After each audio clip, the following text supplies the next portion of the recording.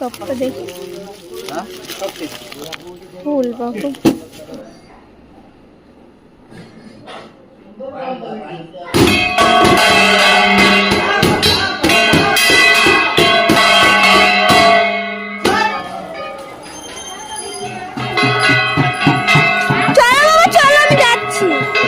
ফুলিনি, ফুলেছে ফুলেছে। এই যে